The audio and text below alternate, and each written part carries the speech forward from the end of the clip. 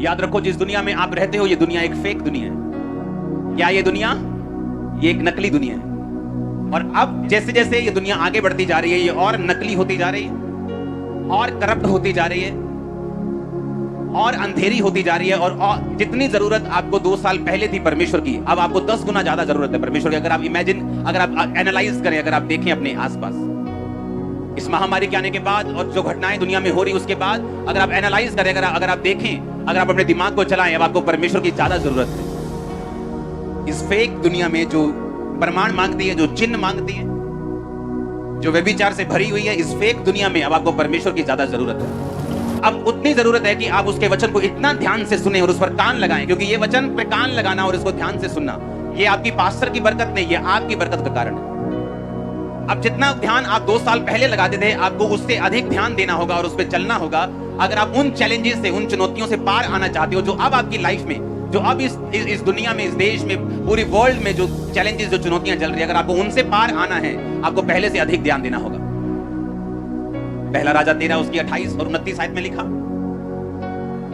तब उसने जाकर उस जन का शव मार्ग पर पड़ा हुआ और गधे और सिंह दोनों को शव के पास खड़े हुए पाया, और ये भी कि सिंह ने ना तो शव खाया और ना ही गधे को फाड़ा। तब उस बूढ़े नबी ने परमेश्वर के जन का शव उठाकर गधे पर लाद दिया और उसके लिए छाती पीटने लगा और उसे मिट्टी देने लगा और अपने नगर में लौटा ले आया। बाइबल कहती है, एक यंग प्रॉफिट, एक जवान परमेश्वर के जन को परमेश्वर ने कहा, जा और उस राजे को बता कि उसने पाप किया और मैं उसके घराने को खत्म कर दूंगा। यंग प्रॉफिट गया और परमेश्वर ने कहा, तू रास्ते में ना तो पानी पिएगा, ना तो वहां रोटी खाएगा। जैसे ही राजा को तू मैसेज दे देगा, तू वहां से वापस भाग के आ जाएगा, और जिस रास्ते से जाएगा उस रास्ते से तू वापस नहीं आएगा, कहीं और से जाएगा और कहीं और से आएगा। क्योंकि परमेश्वर को मालूम था, अगर ये इस रास्ते से जाएगा और इतना बड़ा मिरेकल करेगा और वापस अब इसी रास्ते से आएगा, तो लोग हाय हेलो करेंगे, इसको बिठाएंगे, इसको खाना खिलाएंगे, इसको डिस्ट्रैक्ट करेंगे। परमेश्वर ने कहा, जिस रास्ते से गया उस रास्ते से मत आना, किसी और रास्ते से आना, रास्ते में रोटी नहीं खाना, पानी नहीं पीना। और बाइबल कहती है, जब वो राजा के पास गया और राजा ने जब उस नबी को उसका मैसेज सुनकर गुस्सा किया और अपना हाथ बढ़ाया कि इसे पकड़ लो और मार दो, जैसे ही राजा ने अपना हाथ बढ़ाया, उसका हाथ खड़ा हो गया, उसको लकवा हो गया। और राजा को यकीन आ गया कि ये नबी परमेश्वर ने खड़ा किया, और राजा ने उस नबी की बात को सुना और नबी वापिस आ रहा है। लिखा है, एक बूढ़ा नबी उसके पास आके बोलता है, कहता कहां जा रहा है? उसने कहा, वापिस जा रहा हूं। उसने कहा, परमेश्वर ने मुझे मैसेज दिया तेरे लिए कि आ तू रोटी खा और पानी पी। और वो डिस्ट्रैक्ट हो गया और उसके घर जाके उसने खाना खाया और पानी पिया, और परमेश्वर का वचन पहुंचा, तूने मेरी आज्ञाओं को तोड़ा, अब तू जीवित नहीं रहेगा। और वो रास्ते में बाइबल कहती जा रहा था, गधे के ऊपर एक शेर निकला, उसने उसको मार दिया। और जब वो बूढ़ा नबी आके उसकी लाश को देखता है, तो शेर ने ना तो उसको खाया, ना ही गधे को मारा, और गधा उसके पास खड़ा था और जवान नबी मरा हुआ था। क्योंकि शेर जब भी शिकार करता है वो खाने के लिए करता है। शेर कभी भी शिकार नहीं करता अगर उसको भूख नहीं लगी, यहां तक कि अपने आसपास के जानवरों को वो छोड़ देता है, उन पे अटैक नहीं करता अगर उसको भूख ना लगी हो। और जब शेर को भूख लगती है वो तभी अटैक करता है। इस बात का ये सबूत था कि वो शेर परमेश्वर की ओर से आया और उसने उस नबी को मार दिया। अगर आप इसको अगली आयत को पढ़े, 29 आयत को, तो बाइबल कहती है, उसके लिए वो छाती पीटने लगा। कौन सा प्रॉफिट छाती पीटने लगा उसके लिए? अरे उसी ने तो उसको मरवाया था, लेकिन बाइबल कहती है उसके लिए वो क्या करने लगा? वो छाती पीटने लगा। और जब लोग उसको देखते होंगे छाती पीटते हुए, और यही सोचते होंगे कि ओ ये कितना दुखी है, ओ कितना दुखी है ये परमेश्वर का, देखो कितना दुखी है बेचारा, देखो कितना इसको दुख लगा है। और लोगों को यही नहीं पता कि यही इसका किलर है, यही इसका कातिल है, और यही इसको डिस्ट्रैक्ट करने वाला है। आप एक ऐसी दुनिया में रहते हैं जहां कोई भी आपको डिस्ट्रैक्ट कर सकता है। जब तक आपकी आंखें, आपका दिमाग पूरी रीति के साथ, पूरी डिजायर, पूरी इच्छा, पूरे तन, पूरे मन के साथ आपका ध्यान अगर परमेश्वर के वचन पे नहीं लगा हुआ, तो शैतान, बाइबल कहती है, आपको फाड़ने के लिए और खाने के लिए तैयार है। इसलिए मैंने कहा, आप एक फेक दुनिया में रहते हैं। आप ऐसी फेक और नकली दुनिया में रहते हैं जहां आपको यह मालूम नहीं कि जिन लोगों के लिए लोग रो रहे हैं वही उनके कातिल हैं। आपको कुछ नहीं पता क्या हो रहा है दुनिया में। जो लोग देखते आए होंगे बोलते होंगे, हो कितना दुखी है, कितना दुख लगा इसको, और कितना रो रहा है, देखो ये। लेकिन उनको मालूम नहीं कि यही उसका कातिल है। इसी ने झूठ बोला था कि परमेश्वर ने मुझे कहा, आ मेरे साथ रोटी खा पानी पी, और उस जवान नबी को उसने मरवा दिया। और जवान नबी को मालूम था कि परमेश्वर अपनी इच्छा को ऐसे नहीं बदलता। उसे मालूम था बिलाम की स्टोरी को परमेश्वर ने उसे मना किया जाने के लिए, लेकिन वो अपनी इच्छा शक्ति से फिर क्या, अपने ढीठ पुणे के कारण बराबर परमेश्वर को पूछता गया, प्रभु मैं जाऊं, जबकि उसे मालूम था प्रभु एक बार मना कर चुके हैं। उसे मालूम था ये परमेश्वर की मर्जी नहीं है कि मैं रोटी और पानी खाऊं, लेकिन पेट, लेकिन भूख, लेकिन शरीर की इच्छाएं, लेकिन वो अभिलाषाएं, वो शरीर की, वो आंखों की, वो जीविका की, वो पैसों की, उसको डिस्ट्रैक्ट कर दिया और वो मारा गया। अगर आप इस दुनिया के धोखे से बचना चाहते हो, अब आपको उतना ध्यान वचन पर लगाना होगा जितना आपने अपनी लाइफ में कभी नहीं लगाया। अगर आप बचना चाहते हो अब इस दुनिया में जहां अंधेरा बढ़ चुका है, आपको इतना ध्यान लगाना होगा जितना आपने कभी नहीं लगाया। यीशु मसीह, बाइबल कहती है एक जगह अपने चेलों के साथ आ रहे थे, मिरेकल करके, बड़ा चमत्कार करके लोगों को 5,000 लोगों को खाना खिला के 5 रोटियां 2 मछलियां 5,000 लोगों को, यानी 5,000 बंदों को, यानी 20,000 लोगों को खिला के आ रहे थे। तो बाइबल कहती 5,000 पुरुष थे और स्त्रियां और बच्चे भी थे। तो 20,000 लोगों को खिला के यीशु मसीह आ रहे और चेलों को बोला कि फरीसियों के खमीर से चौकस रहना। और चेलों का दिमाग अभी भी रोटी पे लगा हुआ था। कहते परमेश्वर हम तो रोटी नहीं लेके आए, तो खमीर कहां से, चौकस कहां से रहेंगे? जबकि परमेश्वर ने उन्हें ये चौकस रहने के लिए क्या कहा था कि फरीसी जो कुछ बोलते हैं चौकस रहना, क्योंकि अब वो टाइम आ चुका है कि तुम्हें बड़ा ध्यान रखना होगा कि तुम क्या सुनते हो और तुम किससे सुनते हो। इसलिए अगर आपके पास परख का आत्मा नहीं है तो आप डिस्ट्रैक्ट हो सकते हैं, आपका ध्यान भटक सकता है, शैतान उसका फायदा उठा सकता है। यीशु मसीह ने कहा फरीसियों के कपट रूपी खमीर से चौकस रहना। चौकस रहना, वो क्या बोलते हैं उनकी बातों का यकीन मत करना, क्योंकि अगर आप सबकी बातों को सुनेंगे आप मिस कर जाएंगे परमेश्वर आपसे क्या कह रहे हैं। क्योंकि शैतान यूज कर सकता है आपके करीबी लोगों को, वो यूज कर सकता है इन्फ्लुएंस वाले लोगों को, वो यूज कर सकता है हाई कुर्सी पे बैठे लोगों को आपकी जिंदगी को भटकाने के लिए परमेश्वर के वचन से। क्योंकि बाइबल कहती है परमेश्वर के वचन पर आप केवल अड़े और खड़े रह के, आप फोकस रख के, ध्यान लगा के ही खड़े और अड़े रह के रिजल्ट ले सकते, नहीं तो नहीं ले सकते। इसलिए यीशु मसीह को बड़ी चिंता थी कि तुम लोग क्या सुनते हो, क्योंकि जो चेले लोगों की बातें ज्यादा सुनते थे, बाइबल कहती है वो सारी दुष्ट आत्माएं नहीं निकाल पाए, पर पतरस, याकूब और यूहन्ना वो सब काम कर सकते थे जो यीशु मसीह कर सकता था। जो कस रहो तुम क्या सुनते हो। यहां से जाने के बाद तुम्हारे दोस्त तुमको क्या बोलते हैं, तुम्हारी सहेलियां कैसी हैं, तुम्हारे दोस्त कैसे हैं, तुम्हारे रिश्तेदार कैसे हैं, वो लोग तुमसे क्या कहते हैं, क्या वो ऐसी बातें बोलते हैं जो तुम्हारे विश्वास को कम करें, तो ध्यान रखो ये तुम्हें भटकाने के लिए। वो बूढ़ा नबी जब जवान नबी से मिला तो उसने कहा, उसको ऐसा दिखाया कि वो उसकी बहुत चिंता करता है। आया यार कुछ खा भी ले, देख तू कितना सूख गया है, देख तू रास्ता बड़ा है, हाय तू ऐसा लग रहा है, आजा कुछ खा ले, कोई बात नहीं, परमेश्वर ऐसा थोड़ी है, तूने उसका काम कर दिया ना, आज आप खा पी ले थोड़ा सा। इमोशनल लोग आपको भटका सकते हैं। इसलिए बाइबल कहती है जब प्रभु यीशु मसीह ने पतरस को कहा, पतरस मुझे क्रूस पे चढ़ाया जाएगा और मैं तीसरे दिन जी उठूंगा, ये लोग मुझे दुख देंगे और मैं मारा जाऊंगा और गाड़ा जाऊंगा और तीसरे दिन मुर्दों में से जी उठूंगा। पतरस कहता है हाउ परमेश्वर, और झिड़कने लगा। बाइबल कहती है उसको झिड़के मारी यीशु मसीह को, झिड़के मारी यीशु मसीह को, बोलता है तो तेरे साथ कभी ऐसा ना हो। यीशु मसीह ने कहा शैतान हट जा मेरे सामने से, क्योंकि तू मेरे लिए ठोकर का कारण। क्योंकि शैतान आपके पास आता है आपके करीबी लोगों में से ताकि आप अपने क्रूस को ना उठाएं, अपने आप का इनकार करना छोड़ दें, आप फास्टिंग करना छोड़ दें, आप बोना छोड़ दें, आप प्रार्थना करना छोड़ दें, आप खुदा को दिल में रखें। 2 घंटे 2.5 घंटे देने की रोज में क्या जरूरत है, कोई बात नहीं। मत्ती 24 उसकी 12 और 13 आयत में लिखा हुआ, बाइबल कहती है अंत के दिनों में क्या होगा। परमेश्वर यीशु मसीह ने कहा अधर्म के बढ़ने से बहुतों का प्रेम ठंडा पड़ जाएगा, परंतु जो अंत तक धीरज धरे रहेगा उसी का उद्धार होगा। अधर्म के बढ़ने से बहुतों का प्रेम ठंडा पड़ जाएगा। यीशु मसीह ने कहा जब एंड डेज होंगे अधर्म बढ़ जाएगा और बहुतों का प्रेम ठंडा पड़ जाएगा। पुराने टाइम में अगर किसी ने गंदा सीन देखना होता था तो जब वो लाइनें लगती थी सिनेमा के बाहर कि इस फिल्म में एक गंदा सीन है, सारा यूथ इकट्ठा हुआ है कि इस फिल्म में एक सीन है जी, फलानी फिल्म है जी, इस फिल्म में एक सीन है, उसको देखते। और कभी ऐसा सीन मिलता था। आज आपको गंदा सीन देखने के लिए कहीं जाने की जरूरत नहीं, अपनी फेसबुक खोल लो आपको गंदा सीन मिल जाएगा। इसीलिए मैं सोशल मीडिया पे अब नहीं हूं। क्यों? क्योंकि बाइबल कहती अंत के दिनों में अधर्म बढ़ेगा। जो गंदा सीन लोग सीडी मंगा के देखते थे, आज वो फेसबुक ऐसे ही खोलते जाओ आपको मिलते जाएंगे और आपको लगता है कि ये तो आज की दुनिया है। ले नहीं, बाइबल कहती अधर्म बढ़ जाएगा और बहुतों का प्रेम ठंडा बढ़ जाएगा। क्यों? क्योंकि बाइबल कहती है लास्ट के दिनों में अधर्म बढ़ेगा और प्रेम ठंडा होगा। जब भी शैतान आपको भरमाता है, आपको यीशु मसीह से पीछे लेके जाता है, वो कभी भी एकदम ऐसा नहीं करता, वो धीरे धीरे करता है। एक छोटा सा काम, एक छोटी सी कमी, उससे वो शुरू करता है। जैसे बोलते हैं ना तू यार पैर रख ले, अब बैठने की जगह बना लांगे, तो पैर रख ले, हम घर बनाने की जगह खुद ब खुद रख लेंगे, तो बस पैर रख ली वहां। तो हॉल में अंदर एंटर हो जाए, मेन हॉल में बस अपनी बाइबल रख दी, हम बैठने की जगह अपने आप बना लेंगे। ऑनलाइन चर्च उन लोगों के लिए है जो बाहर बैठे, जो बॉम्बे में बैठा है, हर संडे नहीं आ पा रहा, जिसकी वाइफ आना चाहती है और हस्बैंड बहुत तगड़ा शराबी है, मारता है कूटता है, जो उसको आने नहीं दे रहा, वो अविश्वासी, उन लोगों के लिए ऑनलाइन चर्च है। आपको ऐसा लगता है कि मैं आपको इसलिए कह रहा हूं कि यहाँ चर्च में लोग नहीं है? नो, अगर आप पहले मेन हॉल दिखाओ, ओके, ओवरफ्लो दिखाओ, जल्दी से, टाइम नहीं। ये अभी की चर्च है, ये अभी की चर्च है, ये राइट नाउ, ये ओवरफ्लो सेक्शन है सभी जो आप स्क्रीन पे देख रहे हो। रुको चलने दो, ये सारे ओवरफ्लोज हैं अभी जितने आप देख रहे हो, ये सारे ओवरफ्लो सेक्शन है चर्च के। गुरदासपुर चर्च दिखाओ, हाँ दिखाओ। सुनो मेरी बात, मैं इसलिए नहीं कह रहा हूं कि मैं आपको चर्च में लाना चाहता हूं। यहाँ चर्च ऑलरेडी फुल है, जितने चर्च के सेक्शन हैं आज, जितनी चर्च की ग्राउंड्स हैं, सारी भर चुकी। चर्च के पास जगह नहीं है बिठाने की। लेकिन सुनो मेरी बात, मैं क्यों आपसे कह रहा हूं। बाइबल कहती अंत के दिनों में अधर्म बढ़ जाएगा और बहुतों का प्रेम ठंडा बढ़ जाएगा। और ठंडा ऐसे नहीं कि वो यीशु मसीह का इनकार कर देंगे, मतलब घर में बैठे हैं, हाँ हले आई यार, दाल ले आई यार, भुख लगी यार। कोई नहीं हले वचन आने वाला, जा दूं, हले वर्शिप चलती कोई नहीं। अब दालें चल रही, परोंठियां चल रही घर पे। अब वचन के टाइम पे ज्यादा ध्यान दिया जा रहा है, वर्शिप के टाइम पे नाश्ता चल रहा है, बीवी कुकर की सीटियां मार रही है, बेटा नहा रहा है और छोटी बेटी पॉटी कर रही है, ये घरों में चल रहा है। और शर्म आनी चाहिए। ऑनलाइन चर्च उन लोगों के लिए है जिनको पास रियल रीजन है, जो खुदा को कह सकते हैं, परमेश्वर देख मैं दूर रहता हूं, मैं 5000 किलोमीटर दूर रहता हूं, मैं नहीं जा पाऊंगा, लेकिन मैं तेरे वचन से दूर नहीं रहना चाहता। उन लोगों के लिए नहीं है। अगर आज रात को इन लोगों को हार्ट अटैक हो जाए, तो रात को 2 बजे अगर हार्ट अटैक हो, 2:15 में ये गाड़ी के अंदर बैठे होंगे और हॉस्पिटल पहुंचे होंगे। लेकिन चर्च के लिए एक ऑटो ढूंढने में इनको 3 हफ्ते लगते हैं। ये ऑटो वाला नहीं मिला।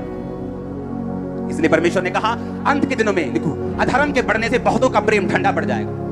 उसने ये नहीं कहा प्रेम खत्म हो जाएगा, उसने ये नहीं कहा वो यीशु मसीह का इनकार कर देंगे, उसने ये नहीं कहा कि वो यीशु मसीह को भूल जाएंगे, उसने ये नहीं कहा, उसने कहा प्रेम ठंडा हो जाएगा लोगों का।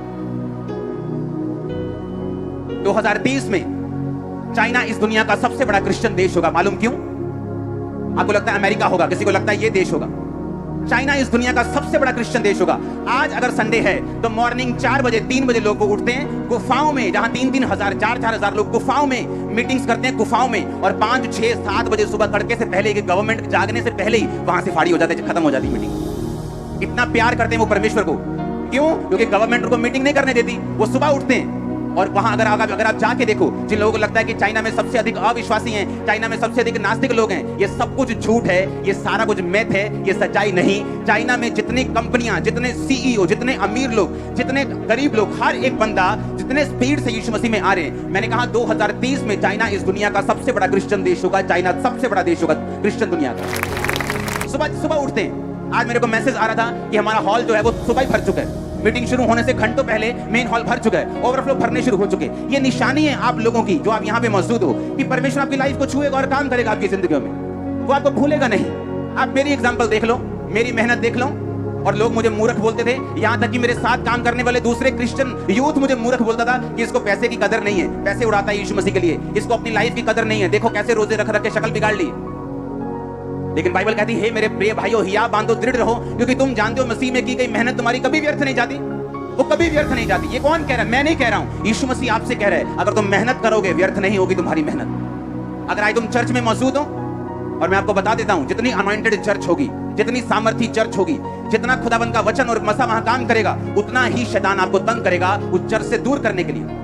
वो आपको फाइनेंशियल प्रॉब्लम डाले, वो आपको दिक्कत दे, वो आपका विरोध करे। उसे मालूम है कि ये वही जगह जहां इसने छुटकारा पाना है। इसलिए बाइबल कहती है इकट्ठे होना मत छोड़ो। फिर से बोलो, इकट्ठे होना मत छोड़ो। एक भी जन ऐसा नहीं है जो भूखा मरा हो। क्यों? जुगाड़ लगा लेते रोटी का, इधर से या उधर से। लेकिन हमें मालूम है संडे हमने खुदा के घर में जाना है, तो क्यों नहीं सोमवार से, कल से हम अपने किराए को, अपने पैसों को, अपने तरीकों को इकट्ठा करना शुरू करते हैं।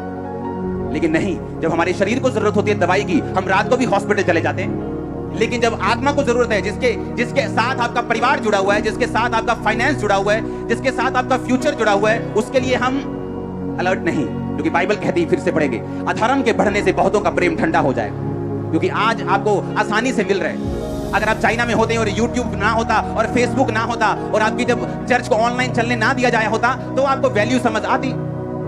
सुबह सुबह वो लोग चर्च में आगे इकट्ठा होते और परमेश्वर की महिमा करते हैं। याद रखो, अगर हम बलिदान नहीं देंगे तो कभी फायर नहीं होगी।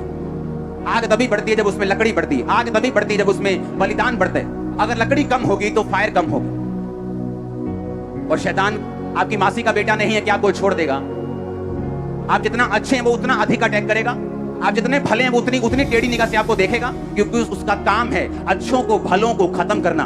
जो लोग अच्छी तरह से बोलते हैं मैंने क्या कसूर किया, मैंने किसी का बुरा नहीं किया, मैंने किसी को माड़ा नहीं बोला, मैंने किसी का नुकसान नहीं किया, मेरे साथ ऐसा क्यों हुआ? तभी तो हुआ। बाइबल कहती वो अच्छे लोगों को खत्म करने की कोशिश करते हैं।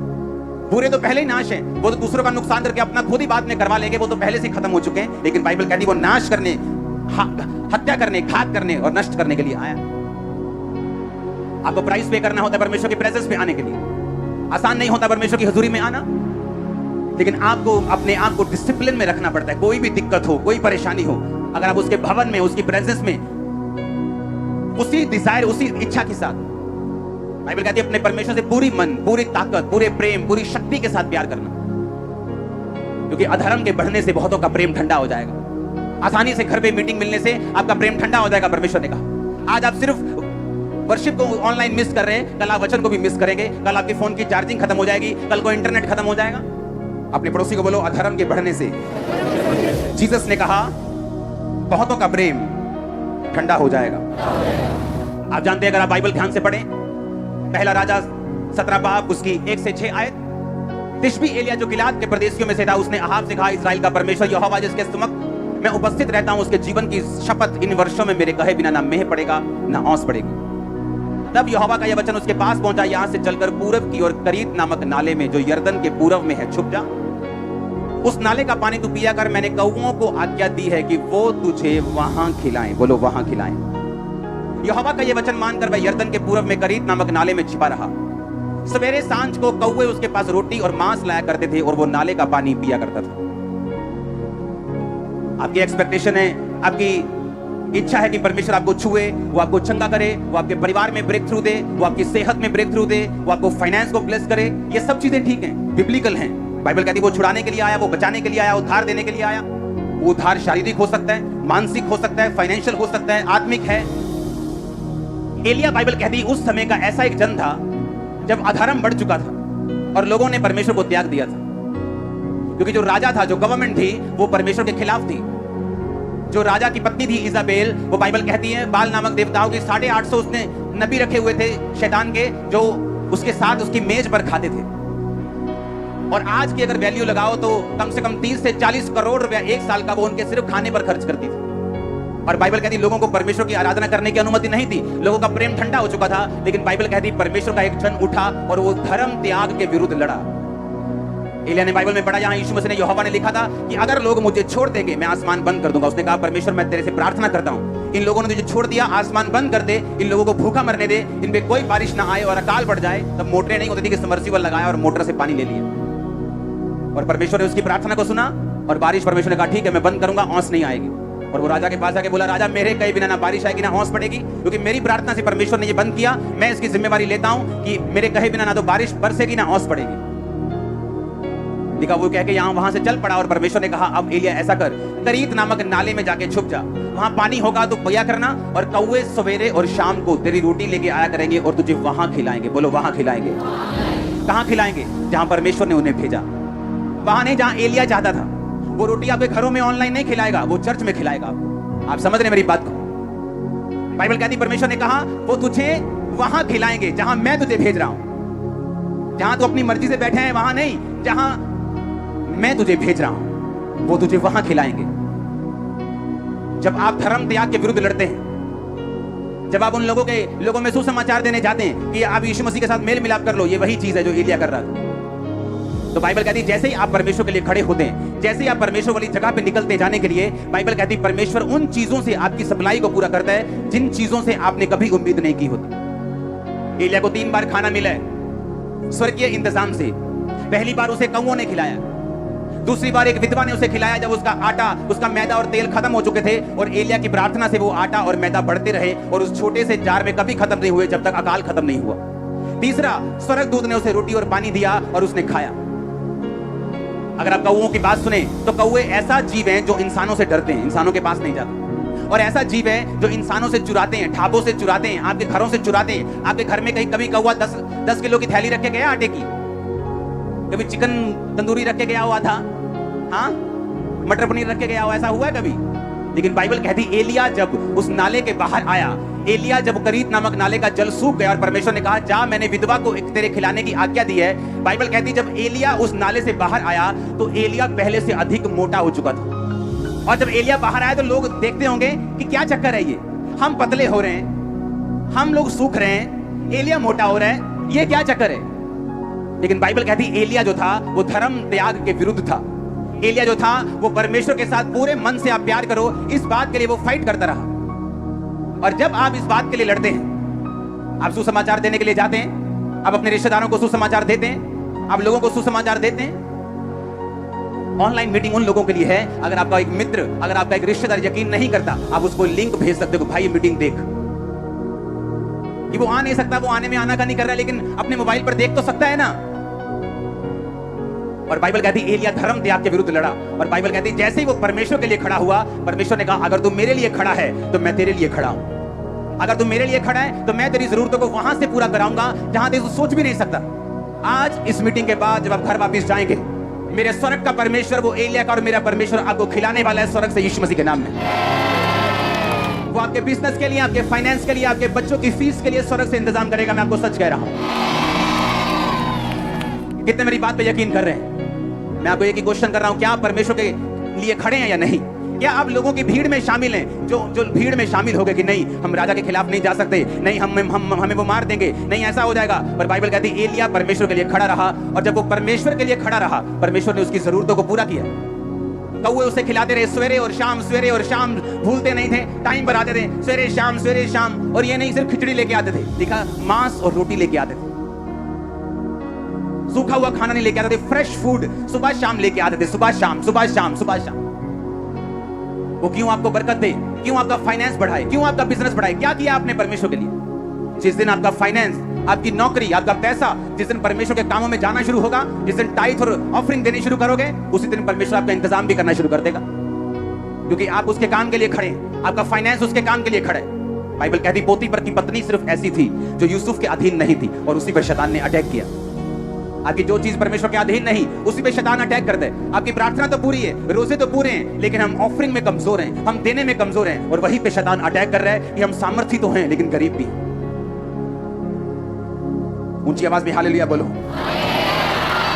और अगर आप ध्यान से बाइबल पढ़ें तो बाइबल कहती है जब एलिया मोटा होकर वहां से निकला और जब विधवा के पास गया, उसके बाद एक मुट्ठी, उसके बाद आटा, एक कुप्पी, तो बाइबल कहती तेल था, और बाइबल कहती इन दोनों के साथ जब वो बोलता है उस विधवा को कि ये मुझे खिला, परमेश्वर ने कहा इतना मुश्किल है ये बोलना। और बाइबल कहती है उस विधवा ने उसकी बात को सुना और उसे खिलाया, और उसने कहा तेरा ना तो अब आटा मेरा खत्म होगा, ना तेरा तेल खत्म होगा। सुनो मेरी बात, एलिया की जरूरत को परमेश्वर ने पूरा किया क्योंकि वो परमेश्वर के लिए खड़ा रहा। उस विधवा और उसके बेटे को परमेश्वर ने मरने नहीं दिया क्योंकि वो एलिया के साथ खड़ी रही। आज उस वही कलीसिया कामयाब है कि जिसका पास्टर खुदा के साथ खड़ा है, बावजूद दिक्कतों के, बावजूद मुश्किलों के वो खड़ा रहा, और उसकी कलीसिया उस पास्टर के साथ खड़ी है। तभी आप कामयाब हो सकते हैं। मैंने लोगों को देखा है चर्चों में जाते हैं जिनका अपने पास्टर के साथ कोई प्यार नहीं, उनका कलीसिया के पास्टर के साथ कोई लगाव नहीं, उनको वो सरमन देने वाला पादरी लगता है सिर्फ। जबकि बाइबल कहती है अगर आपने कामयाब होना है तो अपने पास्टर के साथ, अपने फादर के साथ, अपने अगुए के साथ आप खड़े रहेंगे, जिस तरह आप अपने बाप, अपने भाई के साथ खड़े रहे। और वो अगुआ अगर कामयाब होना चाहता है, वो लोगों की ओर नहीं देखेगा, वो परमेश्वर की ओर देखेगा और उसके साथ खड़ा रहेगा। अगर वो परमेश्वर के साथ खड़ा रहेगा तो परमेश्वर उसका इंतजाम करेगा। आज जो चर्च में चल रहे हैं, जिन चीजों का आप आनंद ले रहे हो और जिन चीजों का आप आनंद थोड़े दिनों में लेने वाले हो, ये पैसों से पॉसिबल नहीं। यहां कोई ऐसा सपोर्टर नहीं जो फॉरेन से 100 करोड़ भेज रहे हैं, ये परमेश्वर की ग्रेस से पॉसिबल हो रहा है।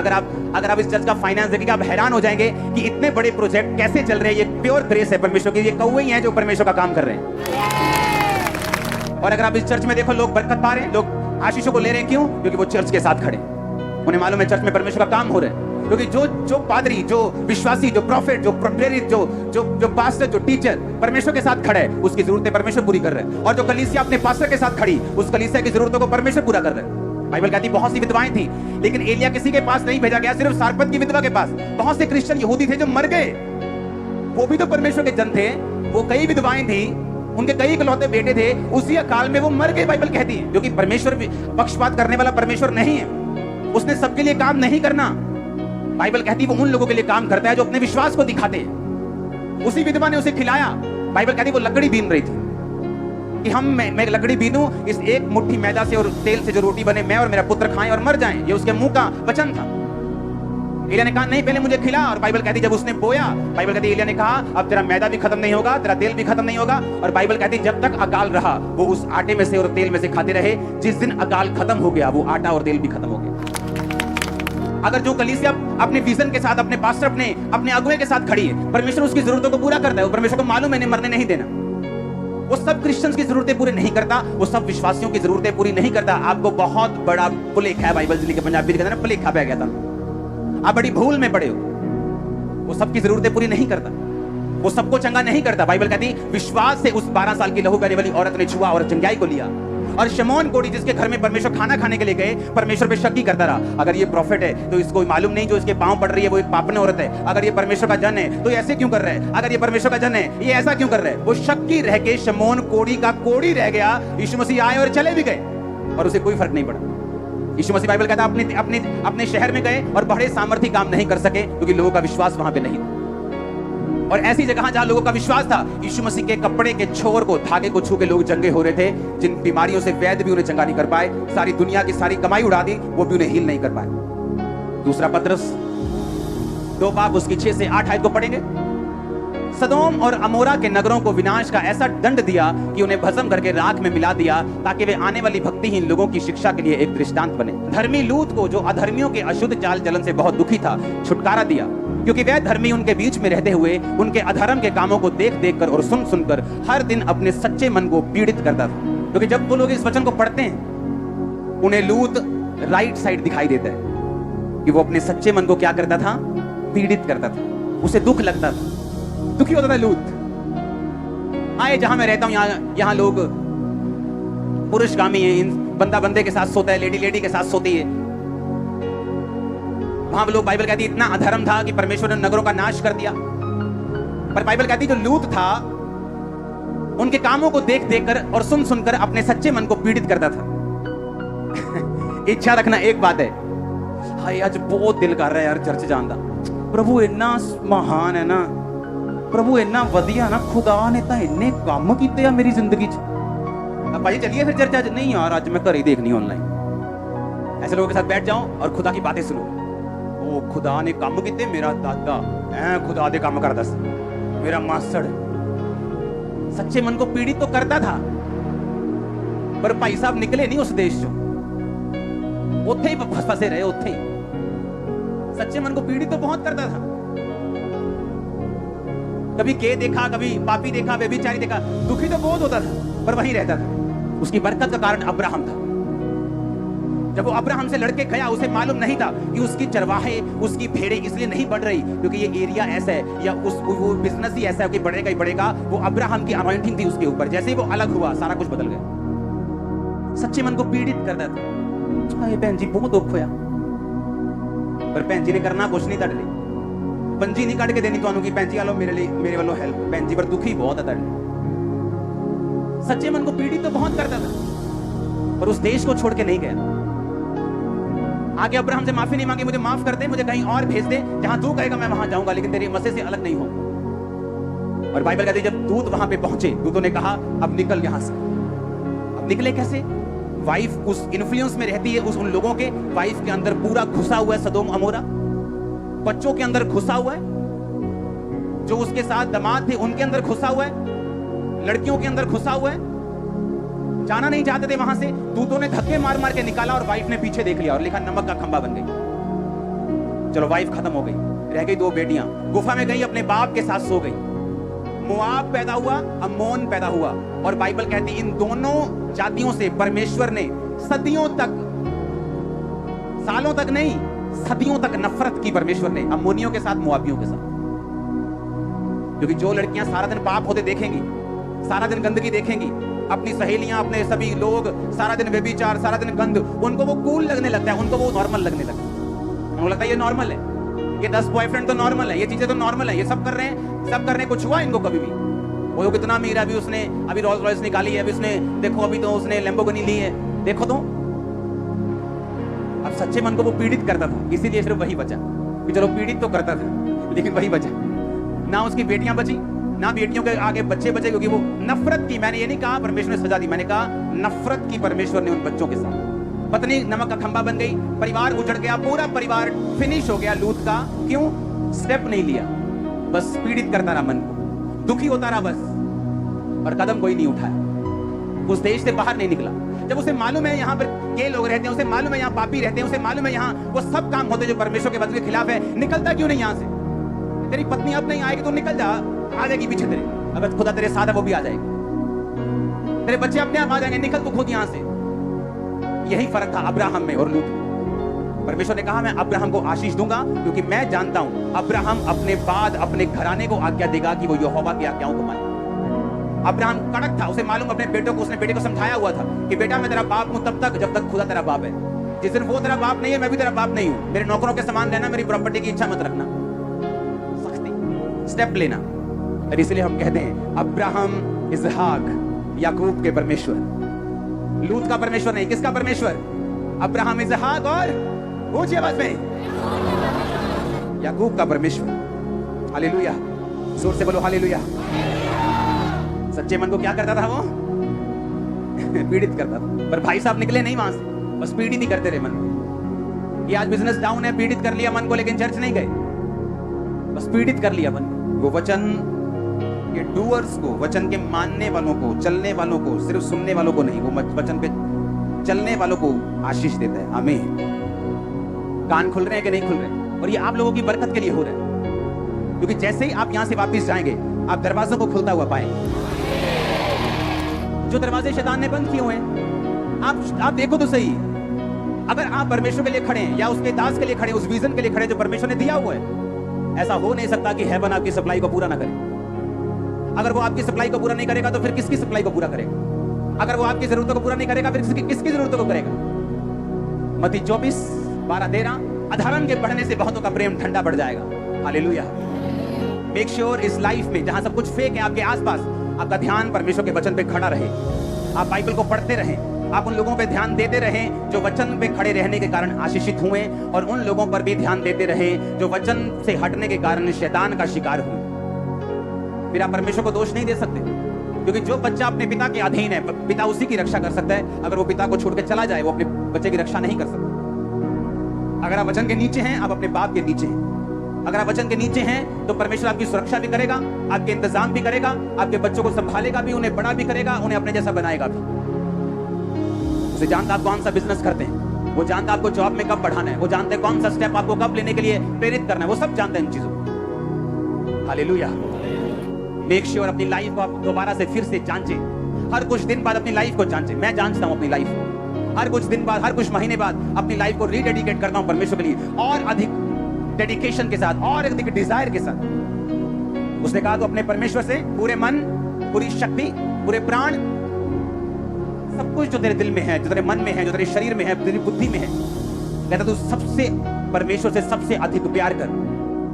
परमेश्वर की सेवा करने की इच्छा, उसकी प्रेजेंस में रहने की इच्छा, उसका काम करने की इच्छा, सुसमाचार देने की इच्छा आपकी जिंदगी में कभी मध्यम नहीं होनी चाहिए। इस आग को जितना बढ़ा के रखोगे, सप्लाई उतनी हेवन से पूरी आने वाली, यीशु मसीह के नाम में पूरी सप्लाई आने वाली। मैं आपको बता रहा हूं, हर वो बैरियर, हर वो रुकावट, हर वो डैम गेट, स्लूस गेट जो डैम के आगे लगा होता है, मैं यीशु मसीह के नाम में आपकी लाइफ पर उसे खुलता हुआ देख रहा हूं, आपके फाइनेंस पर उसे खुलता हुआ देख रहा हूं। आमीन। ऊंचाई आशीष आपकी चर्च में निकाल, मैं उस हीलिंग की नदियों का आपकी लाइफ में बहता हुआ देख रहा हूं यीशु मसीह के सामर्थ्य नाम में। अपने पड़ोसी को बोलो खुदा से प्यार कर।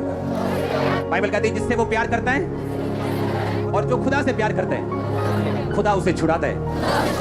भजन संहिता 91 में लिखा, तूने जो मुझसे प्यार किया इसलिए मैं तुम्हें छुड़ाऊंगा। कितने लोग ऐसे जो अपने घर में रोज प्रार्थना करते हैं? हाथ खड़ा कर। जो परिवार समेत प्रार्थना करते हैं वो भी हाथ खड़ा कर।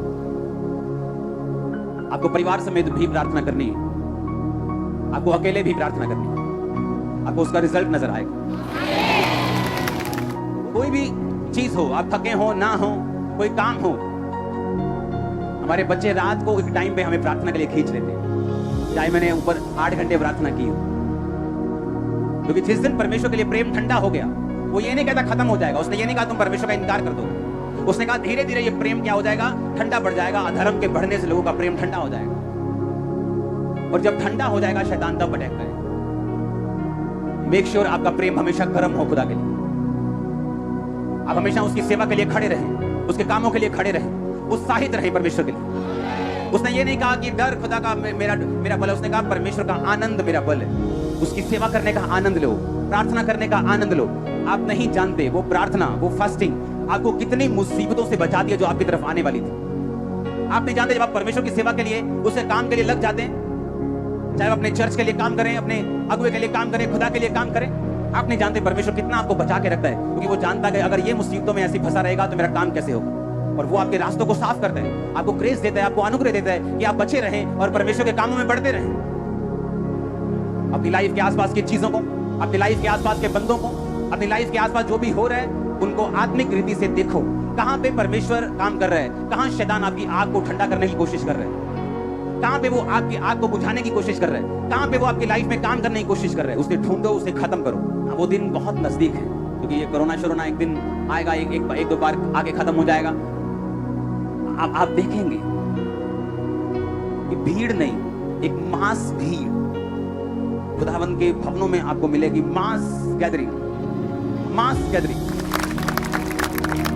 अगर अंत के दिनों में शैतान काम कर रहा है तो परमेश्वर उससे ज्यादा काम कर रहा है। वो हीलिंग पहले से ज्यादा कर रहा है। मिरेकल्स कितने अधिक नंबर्स में हो रहे हैं। पहले एक गवाही सुनने के लिए लोग गांव में जाते थे, गांव में पता था इसकी गवाही है। इंटरनेट, यूट्यूब होता नहीं था, फेसबुक था नहीं, एक गवाही मालूम होती थी फलानी चर्च में एक गवाही हुई, उसको सुनने के लिए लोग ऑटो करा के उसके घर ढूंढ ढूंढ के उससे गांव में जाते थे। लेकिन आज आप हजारों टेस्टिमनी हर संडे सुनते हैं। अगर अंत के दिनों में शैतान काम कर रहा है, क्योंकि परमेश्वर ज्यादा काम कर रहा है, ज्यादा रूहें बच रही। अपनी हाथों को उठाओ। थैंक यू जीसस बोलो।